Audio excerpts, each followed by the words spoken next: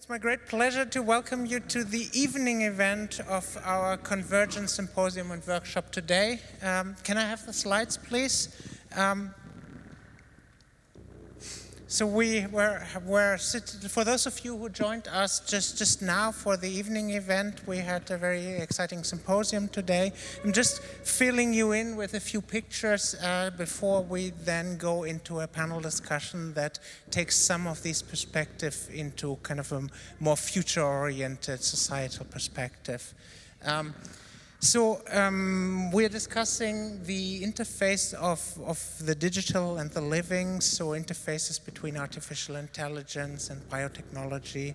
And just a speed run through the talks we had today, illustrated by artificial intelligence with all the problems that has, and some of these problems might pop up in the panel discussions. This is what the AI thinks of the conference theme, so just entering kind of this conference theme into kind of one of the common image generation AIs gives you kind of those four ideas. You see already that this perpetuates certain prejudices, certain views of what AI is and is not, many of which are problematic in many different ways. And I want to give you a lot more of those, and we can deconstruct them later. In the first session, Bodies, Cyborgs Abound, we were discussing topics of bionic extremity reconstruction, of brain plasticity and body augmentation, of augmentation design and a potential future human body, and the idea of a calm technology, a non-disruptive in the sense of attention-disrupting technology. The second session, where I looked at the brain, the human mind, the connected mind, with brain-computer interfaces, with brain coprocessors, AI meeting the brain, with artificial intelligence, ethics, and collaborative cognition, and physical intelligence and soft robotics. The third session today was about cells and what that means for the future of our species. The regeneration, the ability to regrow parts of our body. The question if there's organoid intelligence, if we can do biocomputing in a cell culture dish. The question of disruption or convergence, cognition between the biological and the artificial. And finally, the talk that was unfortunately cancelled because of disease, demons of life, bioart, technology, and artificial intelligence. Tomorrow, so as a preview for those who have been there, and you can still, those who haven't been, can still join tomorrow. We will talk about interactions of humans in partially digital worlds, joint action and the social mind,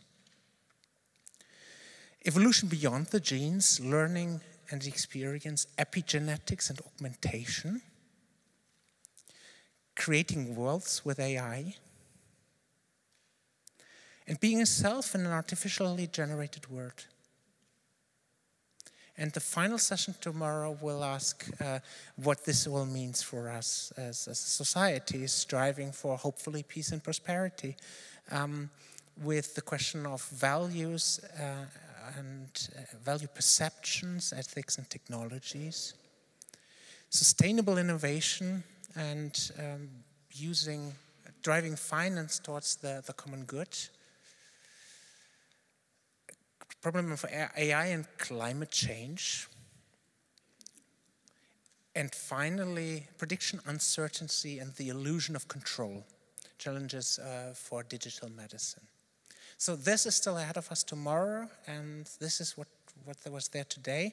I'm looking forward to a very exciting panel discussion, but before that we have the opportunity in this kind of historical hall constructed in the mid-18th century, which was one of the prime concert locations of Beethoven's time.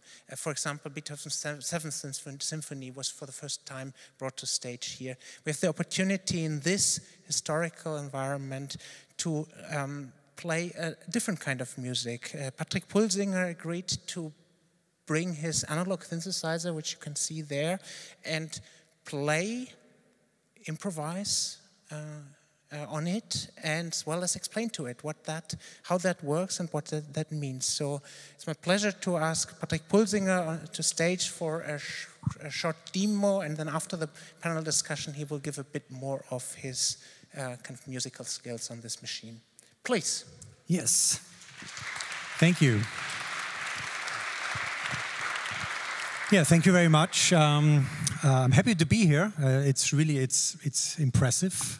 It's an impressive thing, and it's probably the first time that electronic music is played here in that respect. So I'm honored, especially to show you this.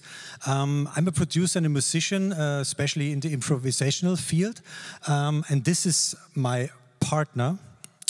This is a machine built by me, partly by me, and it's called PUL-001, and it's a very unintelligent machine. It's very dumb. It can do not many things. It has no memory. You cannot store anything in it. You just switch it on and it does whatever it wants to do. So in order to improvise with such a partner, it's a very dangerous thing to do that in front of an audience, because you never know what's going to happen. I had a sound check this midday, and it sounded in a certain way. When I switched it on today, it sounded totally different when I switched it on half an hour ago. So improvisation with the machine for me means a great deal of uncertainty, and there is a great deal of danger, because what you could do is see me on stage fail to deliver a nice performance for you. But at the same time, it's also about a conjecture. Like, what could I do with this machine given a certain setting? You have two speakers, we're trying to fill this room, and I can tell you the interface to communicate with the machine is very unpleasant for me. I chose to make it as unpleasant as possible, because it's, as you can see, it has no keyboard, there is no mouthpiece or whatever, so it's just like a couple of knobs that I can impossibly play all with my hands. So I'm kind of in the hand of the machine, what the machine will do, and I can manipulate what the machine will do. And let me tell you this, it's a very dangerous machine. At the right amplification, it can produce very high and very low frequencies that can damage your ear, maybe even be deadly. But, I'm here. I'm communicating with the machine, so you don't go. I will try to tame the machine, and I will play for a little bit, and actually after the panel discussion, there will be a possibility for you to come up to me on stage and play with me the machine. Also as an improvisation, and maybe you ask what this is. This is a egg timer, old school egg timer. And that's another thing that I love, is because it shows approximately 5 minutes, but it doesn't show exactly 5 minutes. So what I'm saying is, what I'm advocating here is, don't try to be too exact in art, Try to let things go and let danger into the moment. And let me show you what I mean.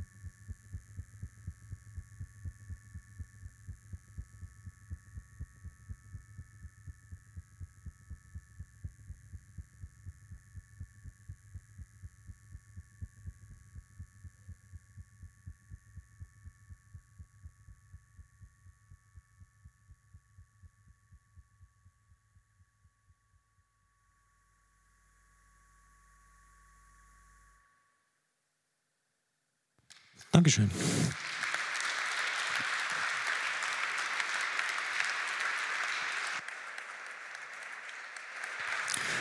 Wie gesagt, ich würde mich freuen, wenn jemand nach der Panel-Diskussion mit mir hier raufkommt. Mein linker Platz wird dann frei und wir können gemeinsam nochmal versuchen, das Biest zu zähmen, wenn Sie Lust haben. Viel Spaß. Später. Danke. Dankeschön inzwischen. Bis später.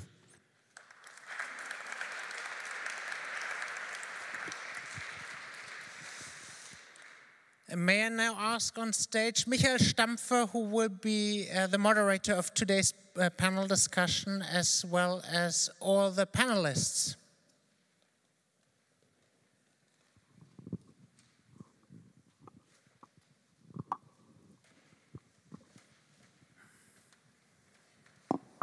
I will sit in the middle. Yeah.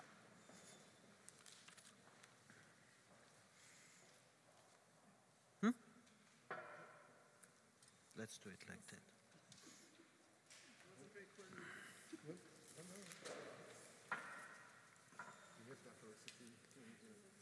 Welcome, welcome, welcome. My name is Michael Stampfer. I'm the director of the Vienna Science and Technology Fund. Happy to be here. An exciting day. I'm, for two reasons, totally relaxed for the upcoming hour. First, there's so much stuff to discuss, and my head is brimming.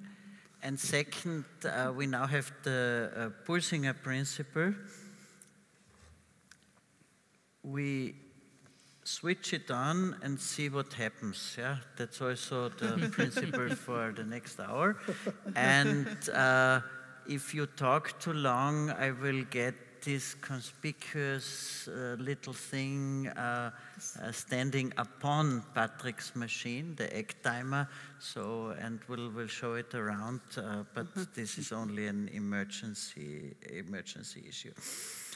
I will, in alphabetical order, we will talk about, of course, the interface of the digital and the living, and have a forward look, which should be excited, calm, solidary, and what shall I say, brain-computer interface laden, and we will see what happens. So I go in alphabetical order. Joanna Bryson. Joanna comes from Berlin. She has a long career in various distinguished organizations in the US, in UK, and now in Germany. And my sentence or my note for you is ethics and politics and policies for a digital world. And perhaps you just say 5 more sentences about you, and then say what's a thing which today, but also in current discussions about this convergence and this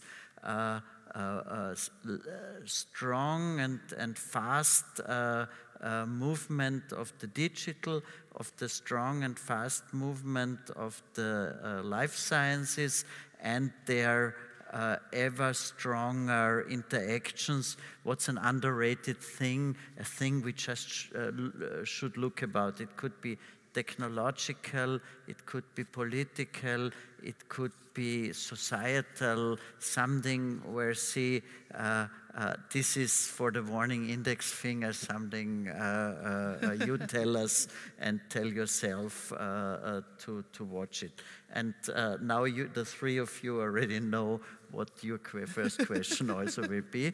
Please, no answers over 2 minutes, because this is this is not proper. Okay. Okay. Well, hello. Thanks for coming. I am. My first degree was actually behavioral sciences, which at that time meant non-clinical psychology. So I did study some neuroscience, and it's been a pleasure being here today and seeing how far the field has moved since I've been in a governance school and haven't really seen very many neuroscience talks lately. But then I did a PhD in artificial intelligence at MIT. I also was at Edinburgh, actually in between, doing a master's degree, a conversion master's. While I was doing my PhD, people thought that one of the robots I was working on deserved moral consideration. And there was a lot of other robots that worked a lot better that they didn't worry about at all. And the only difference was that the robot that I was working on was shaped sort of like a person. So that I started writing about ethics at the time. I actually thought, like as a psychologist, basically something strange is going on. And since I'm a PhD student at MIT, if I think something's strange, then it must be worth a paper. And it actually took me a couple of years to get that written, and then a couple more years to get it published. And not very well. But anyway, I wound up being one of the few people with any papers on AI ethics. And so I got sucked into the policy space. And it's been a really interesting ride, especially for someone who cares about how intelligence works and how intelligence evolves, to see how the European Union in particular is organizing itself. But not only the European Union, the Council of Europe, the United Nations, individual countries, individual companies. It's really, really interesting, as well as I feel like hopefully we're making a difference. So that's me. I hope that was 5 sentences. I wasn't counting. It's hard for me to think that there's anything that isn't being talked about a lot somewhere. Here in the EU, we're actually very well advanced into regulating AI. In fact, the Digital Services Act is already law, and it's the main thing I worry about. It's protecting us from the misuse of recommenders and personal targeted advertising, and also personal profiles. However, we'll see if we can enforce it. This is actually very much geopolitics. It is absolutely about our security as well as our economic well-being. But hopefully, as with the GDPR, we'll only see the digital economy grow. And hopefully we'll also see more responsible behavior from the big tech. So in some quarters, I know that it is understood that we can do this, that technology is just a product, and we can apply product law. And what that means is we can keep getting better. So we don't have to change the law every time AI changes.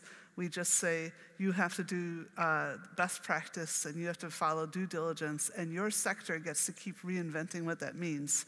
Presumably, because you're looking for best practice, it keeps going up, right? So we are safer than people think. I think the one thing I really don't hear anyone talking about is that it isn't guaranteed that we will have the digital era will last forever. In fact, I'm not saying I think it's likely, but I think there's at least 5 or 10% chance it won't even last for 40 years more.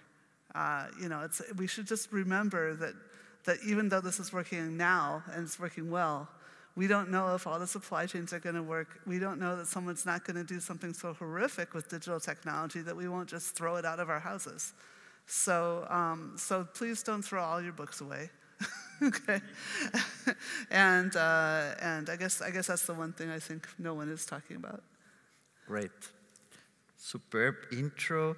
And also a very good pass to you, Bart, because we had this afternoon in the breakout session a number of issues, some issues Joanna mentioned, were also mentioned, also that there are underlying tectonic shifts in society where large tech companies are taking over state-like functions, and you are in a good position to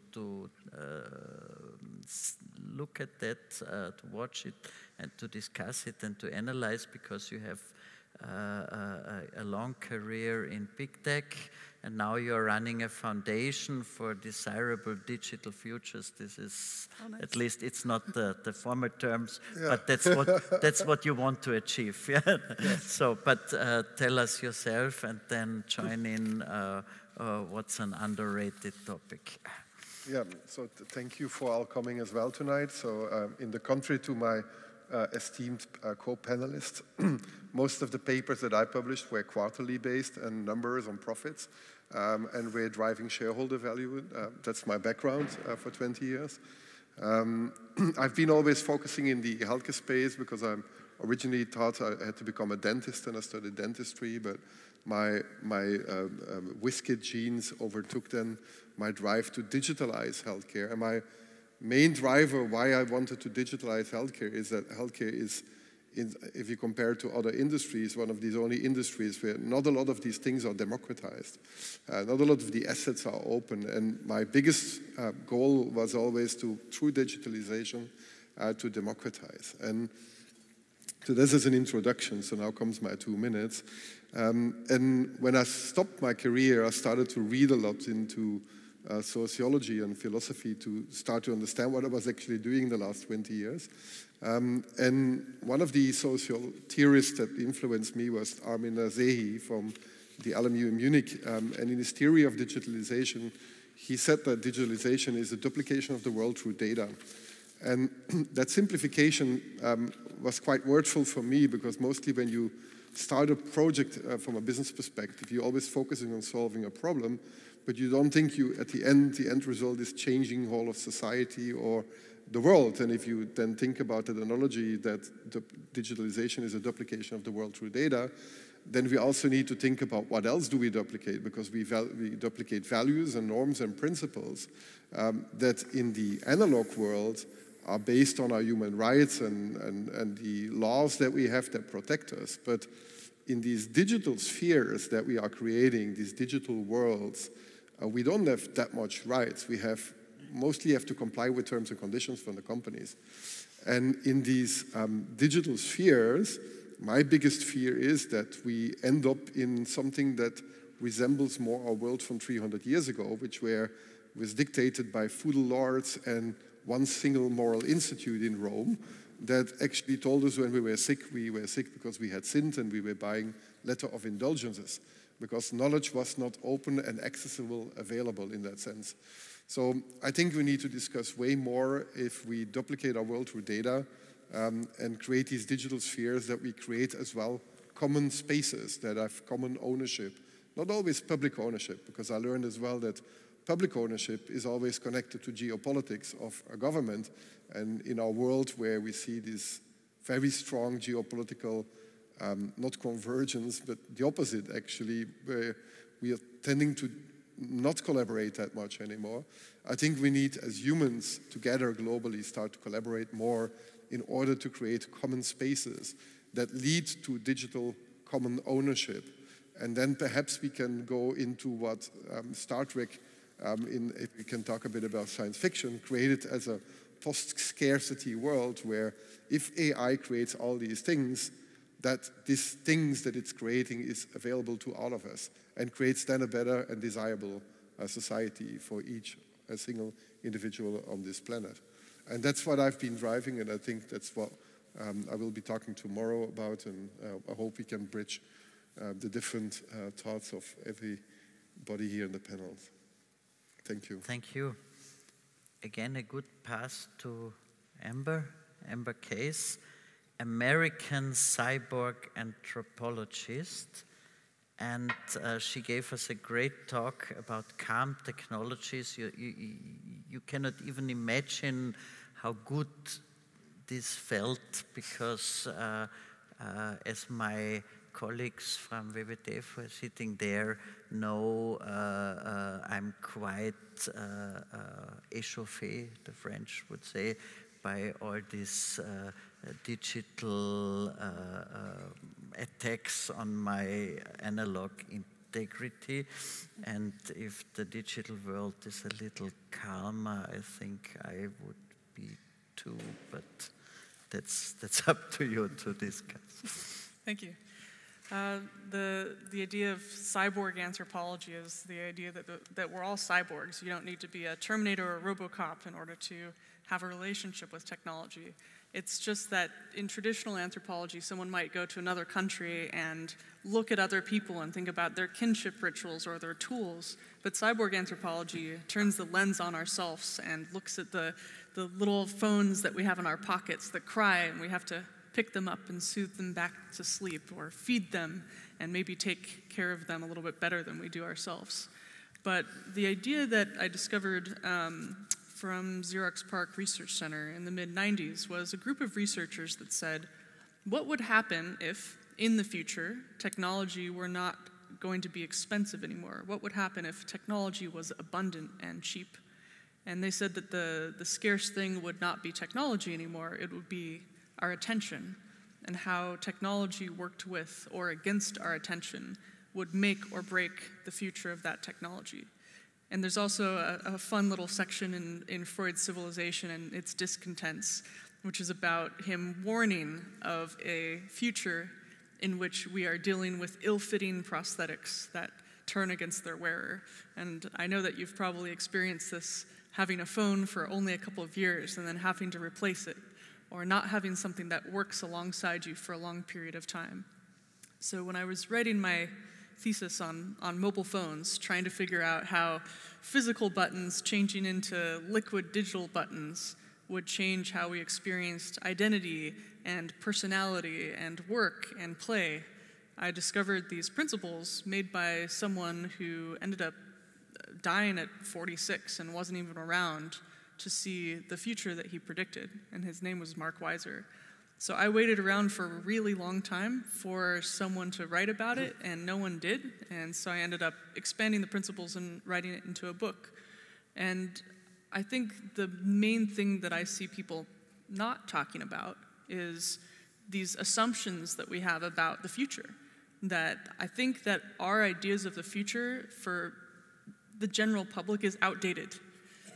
Outdated by decades. The idea that many of us might have grown up with maybe a popular mechanics magazine or some really exciting science fiction, or we see something on television that looks really fantastic.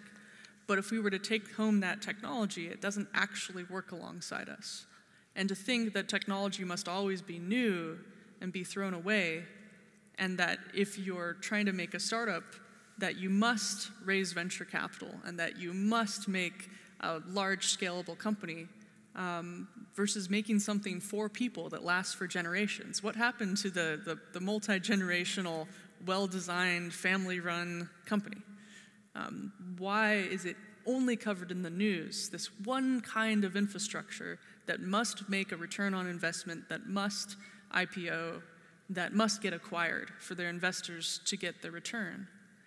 That means that the incentive model for these companies is not about making pass-through technology like a good pair of shoes that when you walk in them, you don't notice them. They just get you to where you need to go. Or a car that works with your peripheral attention that you steer and go down the street. But no, it's about making sure that that company grows again and again and again. And that is not compatible with how we need to use technology alongside us as humans. And so there's this frustration building in which systems get more and more brittle. There is less civil engineering infrastructure to make sure that things just work.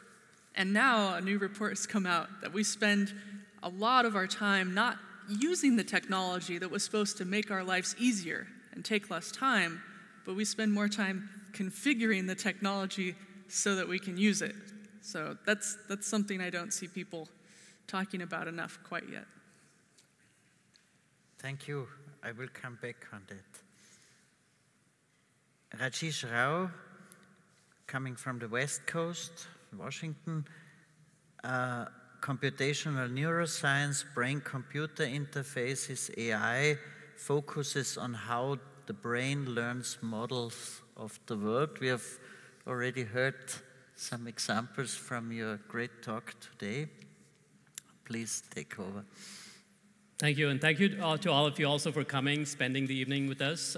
It's great to see you all here, including my cousin Anil, who's here, who's a resident of Austria in Vienna. And so I'd like to just give you a little bit of an introduction as to what really drives me in terms of being an academic, a professor. I really I'm in love with the brain. I want to understand how the brain works. And in that process, I got a PhD in AI, computer science, and then did a postdoctoral research in computational neuroscience, learned a bit about neuroscience. And what I do in my lab is build computational models, neural network models, to try to understand different areas of the brain, how they interact with each other, and then using that knowledge to build AI systems, so brain-inspired AI that could potentially be used to perhaps build calm technologies, help people. And then finally, it's the meld between the two. So can AI and the brain directly interact? And that leads to this concept of a brain-computer interface, which could potentially help people who are paralyzed to communicate again, to control their prosthetic arm directly from their brain signals, and even broader, going beyond that to people who may have Parkinson's disease or stroke or depression. Can we actually change connections in the brain such that they're rehabilitated in a much more targeted manner? And so these are just the promises of the technology of brain-computer interfaces that we're working with in close collaboration with neurosurgeons, with neuroscientists, and with engineers. And I think what is underrated or not discussed as much is the potential augmentative aspects of this particular technology. So how many of you have heard of Neuralink, a company founded by Elon Musk, right? How about something like the movie The Matrix? You've probably seen that movie, right? Star Trek, you watched that. So these are like examples where science fiction has already come up with brain-machine interfaces, but now there are companies like Neuralink that is also interested in this kind of technology. And even though the initial applications are medical, it's very, very slippery slope in terms of just going from medical to much more augmentative technologies. And so what needs to be discussed are the potential ethical, moral, and social justice implications of this kind of technology, and where is that going to shape us as humans? Because you're augmenting yourself not with a smartphone or with a car or an airplane. These are all these augmentative capacities, but if you're augmenting your own brain, you're augmenting your intellect, it could change fundamentally who you are in terms of your identity and your agency and things like that. So these are kinds of issues that we as society need to be discussing now before the technology really runs away with it, and it'll be too late to really actually put in the regulations in place and so on. So I think that's something we need to discuss urgently. Before the technology runs away with it, I only know technologies that have run away with it before we caught them. Yeah, I don't want to cite the Oppenheimer movie. There are also more mundane examples of runaway technologies. What's fascinating with that augmenting are two things, and I would like to make two rounds here. The first thing that fascinates me with the augmenting thing is that if this augmentation, and I think I agree with your thesis, diminishes our ability to predict the future. How should we know? Yeah, Thomas Hartung, your talk, Rajesh, your talk, a number of other talks, Ellie, your talk. How should you today was. The room was not brimming with prediction, but many of you gave an outlook how the future might look like. But with this augmentation thing, can you safely predict something beyond the next 5 to 10 years? Yeah, I mean, I guess the fundamental saying is that prediction is hard, especially about the future, right? So I think I'm probably going to be pretty completely proven to be false, but I would predict that in terms of the kinds of things people are interested in the augmentative side, there's people who want to, for example, enhance or speed up learning. So if you want to learn a new skill, there's companies that are trying to have electrical stimulation of the brain to speed up acquisition of skills, and there's gamers who are using electrical stimulation to enhance their gaming capacities, have faster reaction times. There's companies trying to use these interfaces, especially stimulation interfaces for athletes to increase their reaction time when they're playing basketball, or if they're runners or athletes. So I think there's these kinds of technologies that are coming up in the market, even though there's not a very solid scientific evidence that these kinds of technologies do, in fact, provably show that kind of enhancement. But I think in the future, as neuroscience grows and there's more understanding of how the brain learns, I think that's one aspect. And then the other aspect would be, I would say, in terms of augmenting memory capacities. There's companies now trying to help people with Alzheimer's disease, dementia, but I think that could also potentially be another way in which you can actually augment your memory capacities besides learning. And these all involve directly interfacing with the brain and trying to modify brain connections using principles from neuroscience, but also bioengineering and neuroengineering.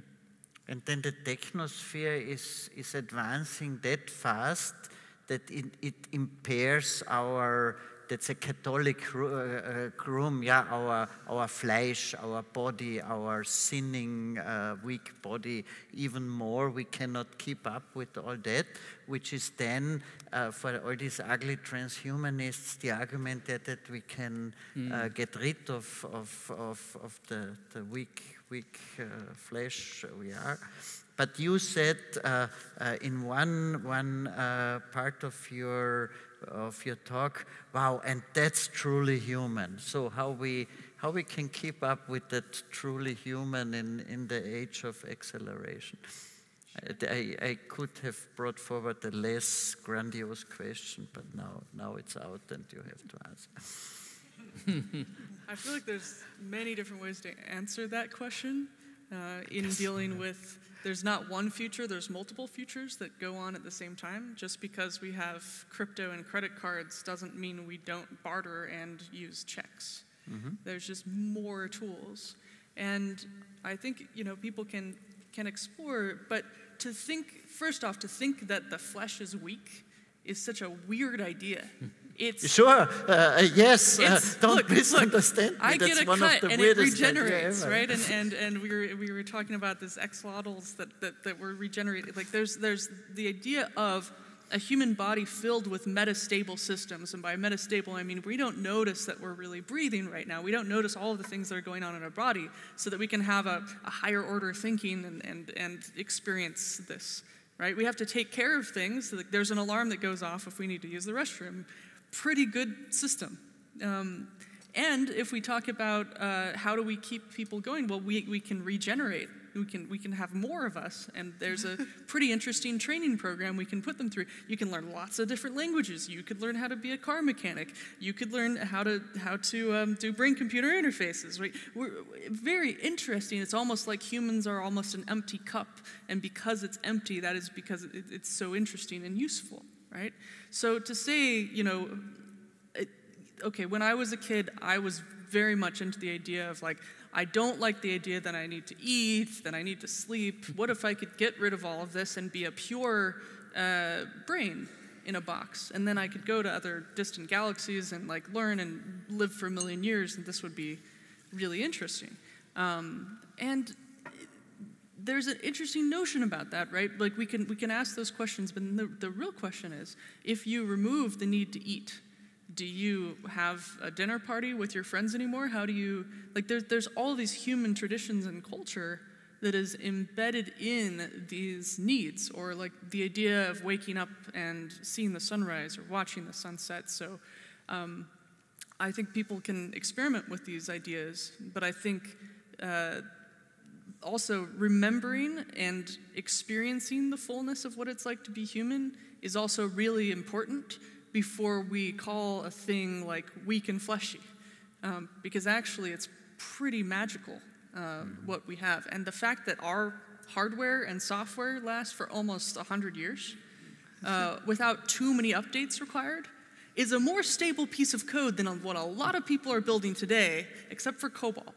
So I would say, until you can write a piece of code that lasts longer than a human being with less updates needed, then come to me.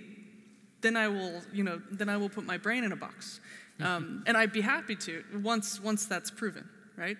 Otherwise, if everybody gets a lifelong, like extended reality retirement, and you do get to be a brain in the box, one example, then how long will the support be? Do I put my support ticket in for 50 years? who's going to be around to actually maintain that code and that support ticket system? And I know that sounds very facetious, right? But it's also an interesting question is these systems do need to be maintained. Look at how a tree grows and loses its leaves and makes more trees. That's a pretty good circular system. If we can have software and hardware that works like that, amazing. But look at how that's already been set up super well. So in terms of, I guess, biomimicry there, that would be interesting as well. I hope this inspires Patrick to compose a hymn on what just has been said. When we translate this into societal categories, whoever of you wants to talk first, we have this huge age of acceleration, yeah, in the extraction of the world, in the digital sphere. We heard a number of numbers today of the ever growing, and if you have fast growth every year, then it's exponential growth over many years. We had the industrial cycles in the last 200 years that led to enormous explosion of input, output, whatever, yeah. Enormous craziness also in terms and how to analyze this. And then there were other phases where growth stalled or new technologies budded. So if what you heard today and what you analyzed for the last years, do you see anything comparable to tipping points we know from the climate discussion, where the tipping point means the end of all digital production, perhaps because we are all dead? And I'm now exaggerating a little, but of some tipping points where just this kind of wow curve is stalling. Yeah, perhaps you first. Right. But I have the same question to you. Yeah, all good. Yeah. So I'm going to answer a little bit the questions you asked over there too. For those of you who weren't here today, I actually showed, so if you've heard of this idea of superintelligence or the intelligence explosion or the singularity, it's this idea that once you have a machine that can learn how to learn, it will exponentially increase. So exponential increase in capacities.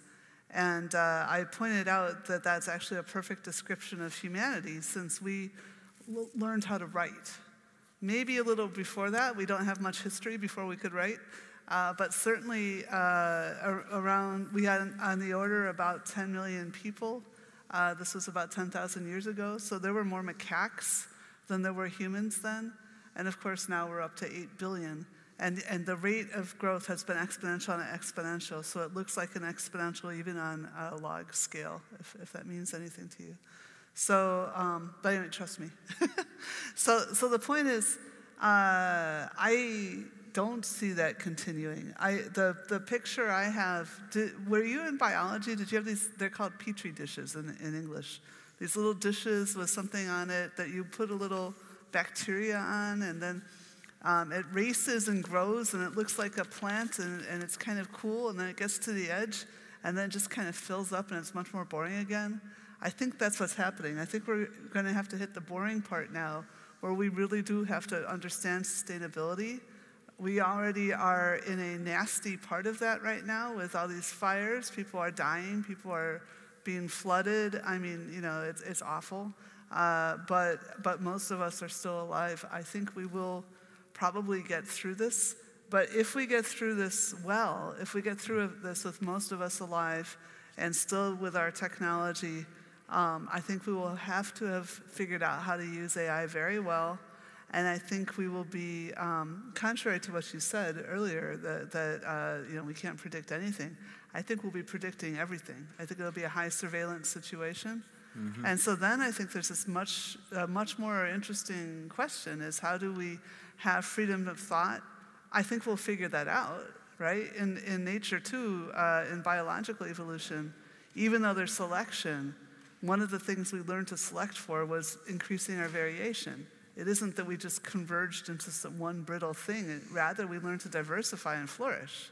So I think we'll have to, if we succeed, we will have had to figure out how to protect our individual selves.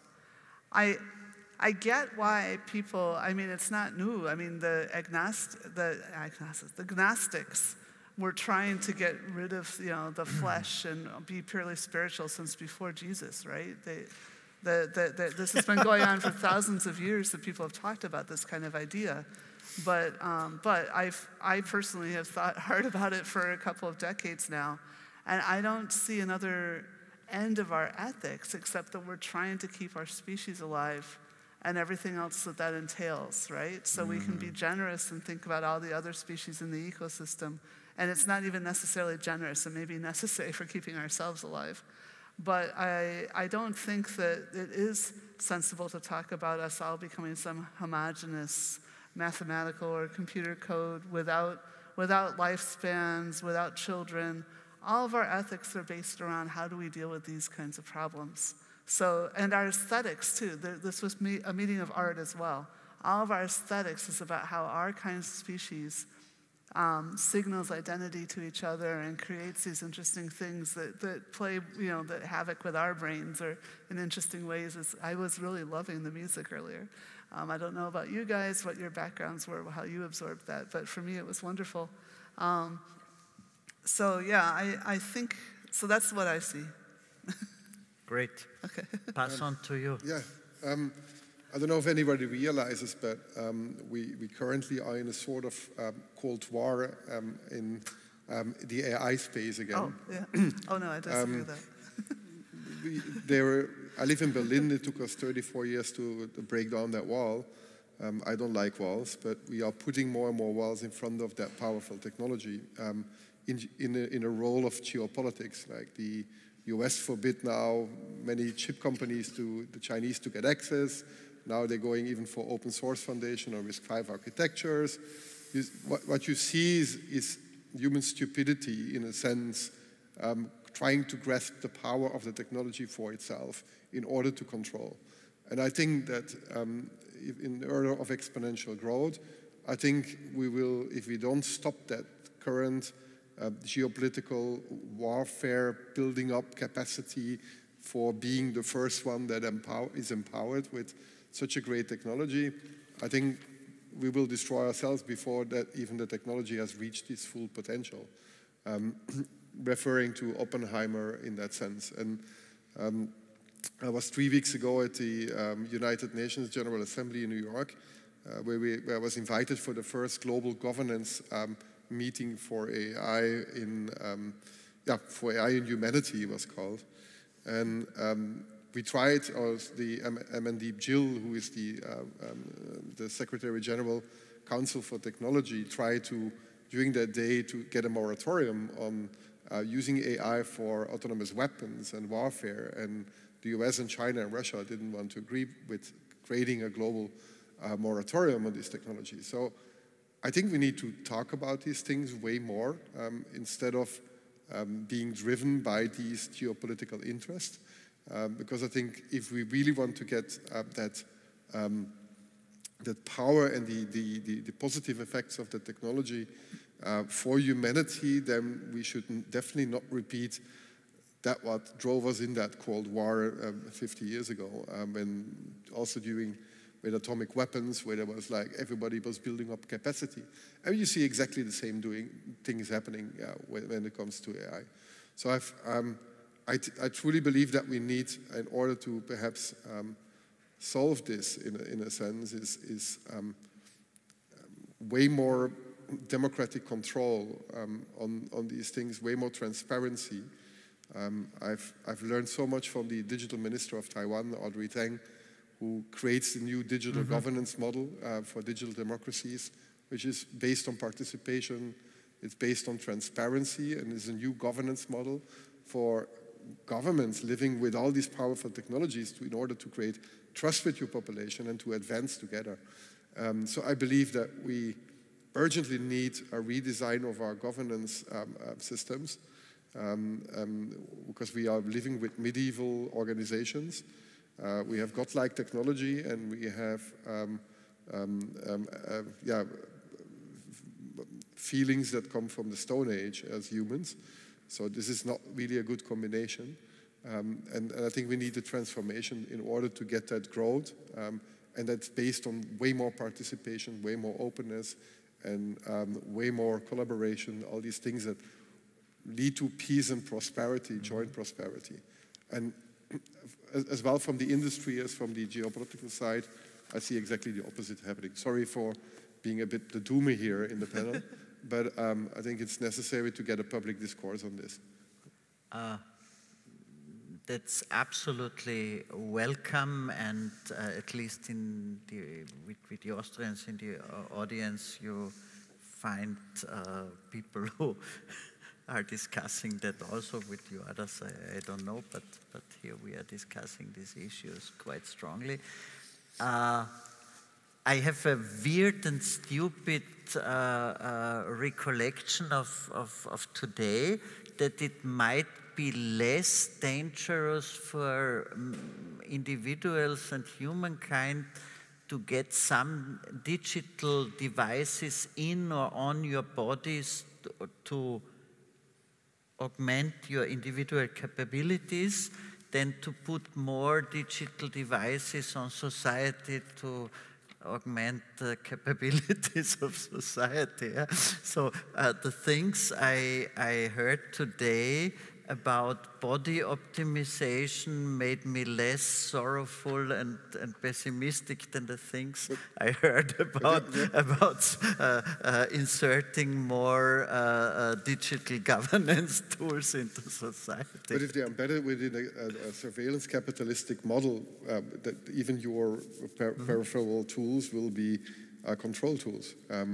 Similar as what you said, so with the need for attention and creating attention, because that's what the whole attention economy is based on. So I think these, even if it's decentralized as a hardware piece and it's embedded within that infrastructural architecture that is based on surveillance, then it's not going to change. Can I come in on the other side of that? On the other hand, and I know I already talked about surveillance, but I think this idea about transparency and governance is really important. I have a hope, it's just a hope, it's not a testable hypothesis, that what happens is that when you disturb Earth, if there's a landslide or something, the first thing that comes is the weeds. They're very simple, they have very shallow roots, they're a monoculture, but they stabilize the Earth, and then a more complicated structure can grow up. And I'm hoping that the disruption that's been created by the digital, more than AI really, by the incredible communication of power at a distance, it's disturbed the soil, and then I think the weed here is autocracy, this very simplistic government. But notice that China also is having autocratic backsliding. Right? They didn't want to get back into a situation where they had a leader that was written into the Constitution and took more than 2 terms. They were working really hard to try to prevent that. So it's not that anyone is really benefited by this situation. So I think that, I hope, in fact, that we will, as you mentioned, learn to better regulate the regulators. I think there's efficiencies of hierarchical government. I wouldn't call contemporary government medieval, but I do think that it can be improved, and we are improving it. And indeed, that's part of the source of conflict. As we find out just how unjust some of the current situations are, well, we have to resolve that. And I can tell you just a very simple one is finding out how children are allocated to which school. So both in Stuttgart and in New York City, that's been a huge area of conflict. When people found out that's what's going on, but I want my kid, I want not only the rich people to have some really simple way to do something, we have to be fair now. And it will take time to adjust to the fact that we will be more fair because we will have more transparency. would you like to comment on this?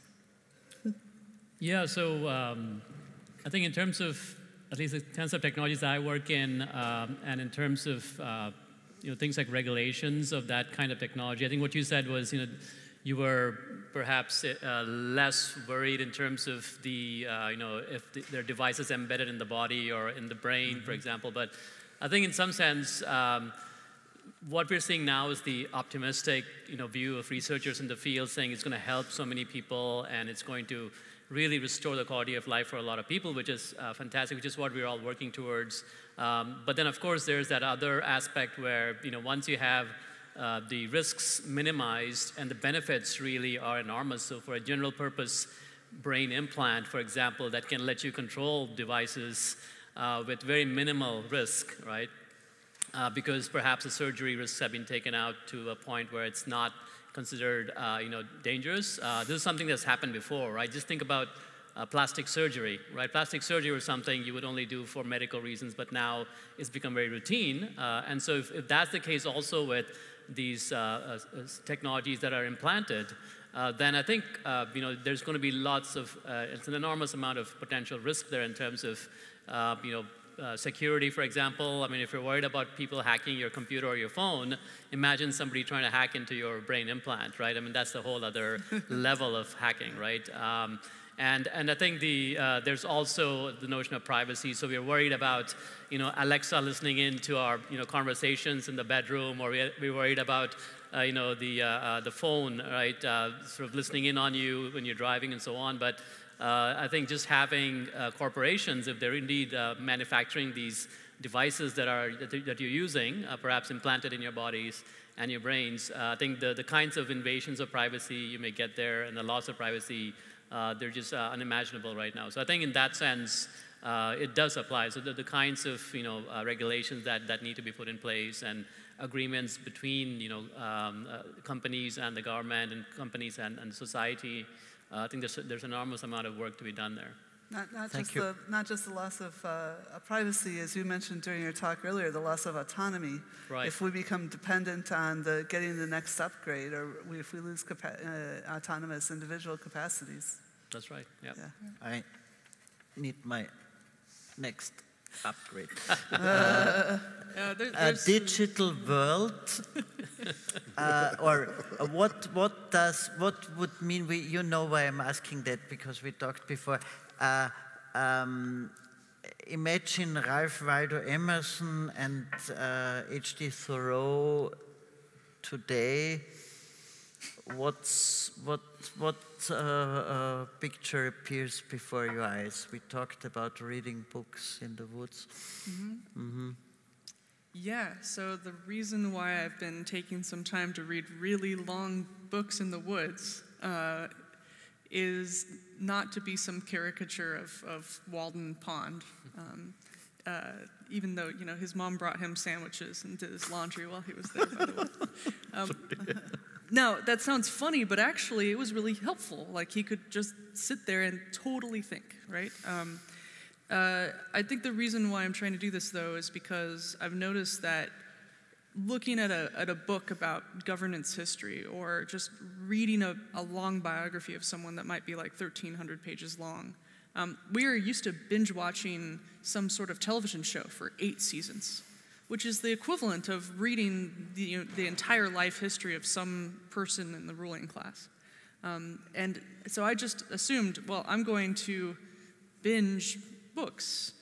I'll put them on audio so it seems like I'm still doing that, and rework the simulation part of my brain that is making up all these ideas and making all of these pictures.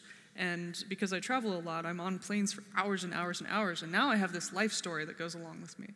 But it's really important to me to learn about these things coming from my background's very math and science and engineering, like engineering family all the way back. So for me to get a degree in anthropology or even understand anything about social science or governance, this is so difficult, right? Why can't it just be a black and white thing? Why can't it just be this nice puzzle that you can solve and you know that it's correct and you can prove it? Like, this was always really upsetting to me. So to take this time to really experience through people what it's like to experience some governance issue.